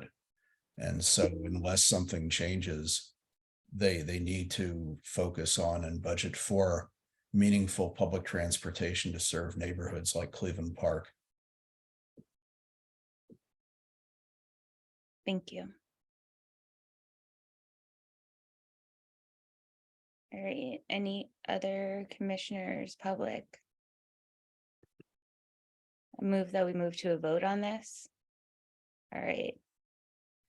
This is a vote to approve the letter requesting that the MacArthur High School bus transportation network be prioritized in budget. All those in favor, raise your hand or say aye. Aye. Looks like everyone. All those opposed? No one is left. That motion carries. Thank you very much. All right. Moving on to the next item on the agenda. This is the resolution regarding the U.S. Naval Observatory Historic District nomination. This is in Commissioner Kripke's SMD. So just to introduce it, the Naval Observatory is being nominated as a historic district. It is historic, and it's an interesting nomination if people want to take the time to look at it. There are some specific elements to it that I think are really cool.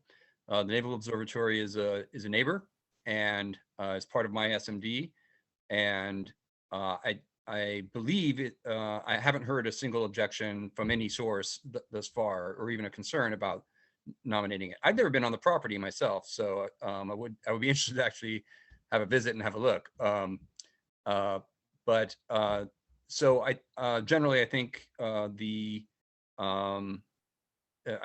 I hope it's not controversial to support the nomination as a historic district of the Naval Observatory property. I don't know if I've shared the nomination documentation widely, but it's publicly available, and I'm happy. Anybody wants to contact me, I'm happy to share it with you. Great. Can you just read the the resolves in the resolution that you're? Oh, yes. Thank you. Sorry, I'm still working on. It's okay. I've linked it in the chat if you would want to just go from there. Thank you. I thought I had it open, but I don't. So I'm reading the resolved. Yes. Now therefore be it resolved that ANC3C supports the nomination to create a historic district at the U.S. Naval Observatory, and ask the Historic Preservation Review Board to approve it. And be it further resolved that the chair and the commissioner for 3C07 be authorized to speak on behalf of the commission in this matter. So that's the action points from the resolution. There are some whereases, which I think will come up in discussion in a moment. Second. All right. Great. Thank you.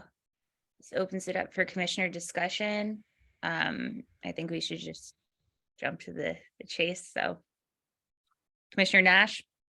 Certainly. I mean, first of all, I strongly support the concept behind this resolution, and I thank Commissioner Kripke for, writing it and his careful attention to the application. And I also, feel that the Department of the Navy has put together a thorough and robust application, and I would have been happy to have left it on the consent calendar, but I find myself in the curious position of having asked it be moved to regular business because I had asked for consideration of deleting the final whereas clause.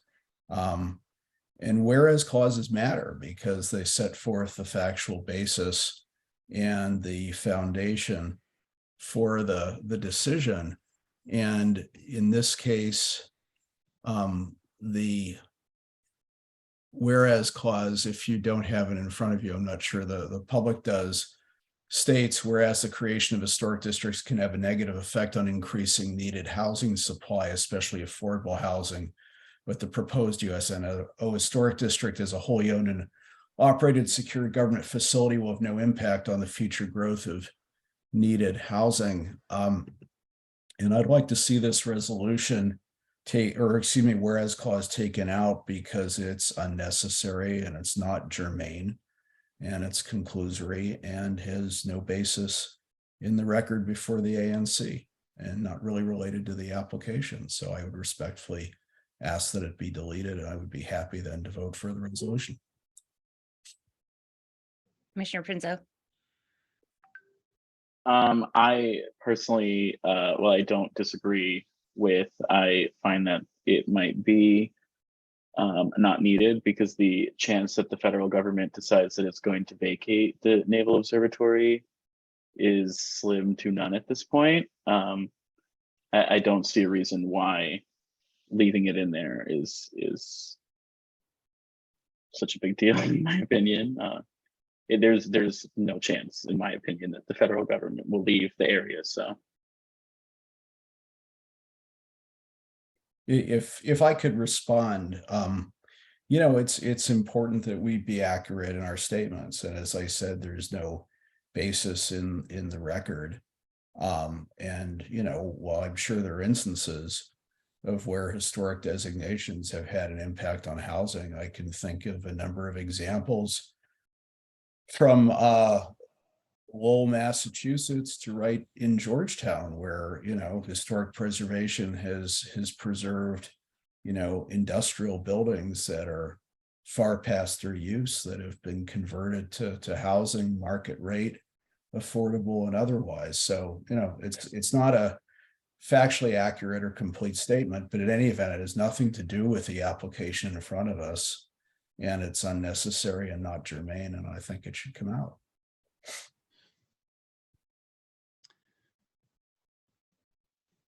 Does anyone else ahead. want to? Yeah. Well, is this a friendly amendment to strike it from the resolution? I'll phrase it as a friendly amendment, if that's possible. Sure. Commissioner Kripke? Does any other commissioner or member of the public want to speak on this? I'll quickly jump in. I think it's important to keep it in because the last thing I want to see is someone say, oh, well, yeah, we added a historic district in 3C and they didn't care. And it's like, no, we do care. It's just, you know, especially issues related to affordable housing and also like growing our ANC. And so I think it's important for people to come back and read the record that like that wasn't an issue here. That's why we let this go through. So I would like to keep it in. Commissioner Geis? Thank you, Comrade Chair. I too would like to keep it in for the simple reason that it is correct. It is undeniably true. This is something I believe, you know, many of us are in agreement on. I also think that, you know, considering, you know, the, you know, history of, you know, things and decisions that have taken place at the Naval Observatory, you know, if we're going to be, you know, acknowledging this as a commission, I think at the very least we should be saying, and, you know, having a caveat that, you know, the creation of historic districts can have a negative effect on increasing needed housing supply. I think that that is a good balance. And that is why I would vote in favor. Thank you. Any other commissioner? All right, any member of the public wish to comment? I don't see any hands. Does anyone else? Commissioner Kripke? Okay, I want to allow anyone else to speak on it that wants to.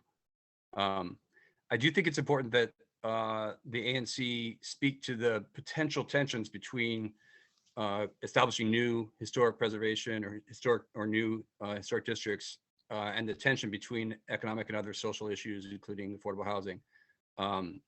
And so that's why I thought it was important to say it. That said, in the interest of comedy and as a courtesy, I'd like to accept Commissioner Nash's amendment as a friendly amendment and remove the whereas. Okay. Does any member of the public want to comment? Anybody else? No, I think we can move to vote on this then. All those in favor of supporting the resolution on the historic district of the U.S. Naval Observatory, please raise your hand, say aye. Aye. All right. All those opposed, please raise your hand, say no. All right. And I thank Commissioner Kripke for his consideration. Thank you all. That passes. Okay, now we have successfully made it through commission business, all other business. The secretary's report. So this being the first meeting, and we kind of got the minutes late of the December meeting of the commission, this would kind of be the time to approve those. Well, this would be the time to approve those. Commissioner Prinzo, what have If anybody, you in your report? I sent around an amended copy. If anybody would like me to push it until February, I'm happy to. I'm also happy to move them. If anybody has a reason not to move them, speak now. Please move them. I'll move them. Second. We beg of you. Yes. Thank you. Alrighty. So the minutes have been distributed. If there are no other corrections, and hearing no objection, let's vote to approve the minutes of last month's meeting. All those in favor of approving the minutes, say aye, raise your hand. Alrighty, we have a majority there. All those opposed? None. Great. Minutes are approved. Anything else? Because you've been on the job for almost like an hour and a half now. That's it for me. All right, great. Thank you. Commissioner, hold on, where am I going? Siddiqui, I believe it's treasurer's report time. Yes, I would like to move approval for the quarterly financial report for FY23 Q1. Second. Thank you. All those in favor, say aye, raise your hand. Quarterly financial report, very good. All those opposed, seeing none, that passes. Thank you. And I'd also like to just announce some expenditures. So we had Virginia tax for FY23 Q1 for $46.03, unemployment insurance for FY23 Q1 for $46.03, DC paid family leave for $4.77. This is all part of paying our administrator, Rachel Worsham, for $515.68 for the month of December. We also have a payment to Nancy McWood for a Zoom account for $397.25. And that is it for me. Those don't need to be approved, just announced. Great. Thank you for paying our bills. All right, moving on to single member district reports. We'll start with 01 this time. Commissioner Geis. Thank you so much. So I have a community updates and then a topic for discussion. First with the updates, my colleagues and I had the honor of taking our oath of office on January 2nd. In the time since then, commissioners, including myself, have begun to set up introductory meetings with community organizations and with the liaisons of various district agencies at the ANC. As we discussed during the announcements portion of this meeting, DDOT has agreed to move forward with plans to add barriers to the Taft Bridge. This has come after immense grief and the tragic loss of life of members of our community, and I'd like to formally thank Dr. Chelsea Von Toft and other advocates, which includes Chairwoman Paget, for all of you using your voices to get this done. I know in the months ahead, I'm sure we'll be speaking with representatives of DDOT so that these plans can be implemented as safely, and with the necessary expediency that this project demands. The Department of Consumer and Regulatory Affairs is sending for a list of building permits for 3C01 for the month of January that have been issued and accepted. I have attached the information provided to the document that I will, request be included in the meeting minutes. The Woodley Park Community Association held a lovely happy hour event on January 9th at Time and Tie Again. It was a great opportunity for Woodley Park residents to meet and spend time with our neighbors. It was a good time and a warm welcome to Tie and Time Again into the community, and we're wishing them luck and we'll support them in the months and years to come. I will add that if you're a member of the community and you need my help on anything, please, you can reach me at my DC government email or at my phone number, which are both listed on the 3C website. Topic of discussion. The annual Rock and Roll Half Marathon is poised to take place on March 18th. Like in previous years, the course will run through Calvert Street from Shoreham Drive and move eastward across the Duke Ellington Bridge. The consequence of which is that Commissioner Kripke and myself have the honor of welcoming many of DC's most avid runners to the single member district that we represent. On this matter, I've had the pleasure of working with my colleague and with the Honorable Diane Thomas, who is one of the organizers of the half marathon. I think it would make perfect sense for us to support this effort as we've done in years past. My understanding is that the task before us is to agree to a resolution addressed to the Mayor's Special Events Task Group in order to help the group secure the necessary permits. In the month ahead, we can look forward to further discussion with the organizers, with community members, and likely bring such a resolution to the February ANC meeting. Diane, who is the lead, aforementioned organizer, has agreed to make time to speak at the February ANC meeting, and I think I speak for all to say that we would welcome the opportunity. That's all I've got.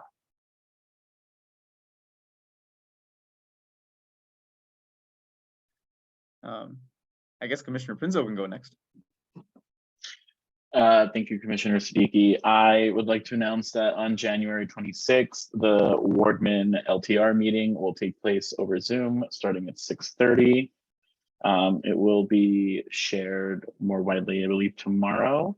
I would like to point out at the start of this that Carmel has agreed to give an update on the demolition that is very active, although seems to be moving rather quickly. And I would also like to mention that as it states in the filing for the LTR, that this meeting or this process in general is not an approval or denial of the project, but rather an opportunity for people to ask a question of the developer of the project. So that is my only update.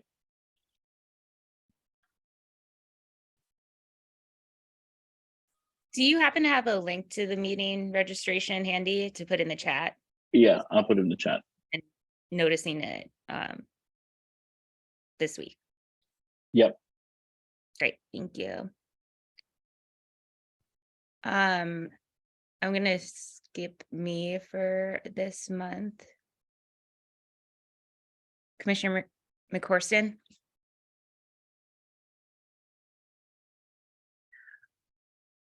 Thank you, Chair Pagets. I'll keep it short. I just want to thank everyone for a productive evening tonight, and just scrolling through the participants, seeing some of my neighbors and constituents who joined us this evening and are taking the step to get involved. I was really excited to see that. I'll save a more detailed report for another time. Thank you, Commissioner Siddiqui. I'm going to skip this time. Thank you, Commissioner Gordon. I'll be brief. As a newbie, I just want to thank everybody in my district and all of the commissioners for being so forthcoming and welcoming. As a newbie, it is certainly a challenge chasing down who to contact for all of the issues and things that come our way. And I just really appreciate my fellow commissioners being really helpful as well as contacts within the city and organizations in our community that have reached out. Again, like Hayden mentioned, Commissioner Guy, mentioned our contact information is on the website. I am making every attempt to stay up to date on all of the emails coming in for my world. That is primarily on the Connecticut Avenue redesign and construction issues that affect our streets. So just trying to get up to speed on that, and appreciate everybody's patience as I track down all of the different things that are happening. And the only other thing I would say is on the Cleveland Park trivia that is coming on January 5th or February 15th that Cassandra mentioned, that we are trying to field a team from our single member district, and we hope to challenge the other single member districts. So hopefully you guys can field teams and meet us there, helping fund this very important and adorable project for our neighborhood. Thank you. I like that idea. All right, Commissioner Kripke.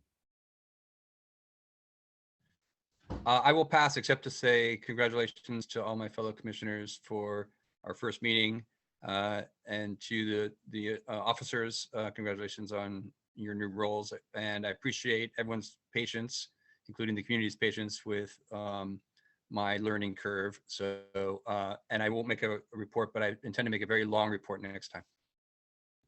Excellent. Thank you. Commissioner Nash.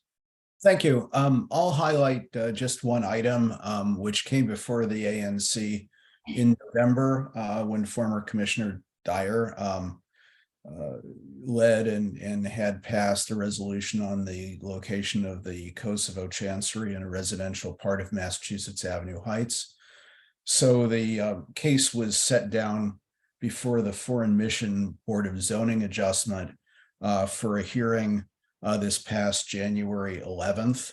But at the hearing where a number of community members were prepared to testify, the Kosovo Chancery's attorneys moved for a continuance because they were not ready to present at that point, and also because the Department of Transportation in its report had identified numerous issues associated with the property that it advised the board should be addressed prior to proceeding.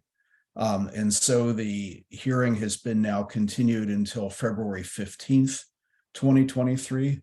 A number of residents have filed comments, but any interested residents who had signed up to testify on January 11th will need to sign up again no later than February 14 to testify on February 15, as well as to submit any written testimony or submissions by, I believe, February 13th. And further information on the case is available on the BZA website. Thanks. Great, thank you. Good to point out that they need to re-register. I think that's strange. Thank you. All right. So thank you, Chair Paggets, for running such a great meeting. And with that, I would like to make a motion to adjourn. All right, do we have a second? Second. And Those in favor? Hands up. Yes. All right, thank you all so much. And hopefully we'll see y'all next month or in the neighborhood in the interim. Have a good one. Thank you. Thank you. Bye. Bye-bye.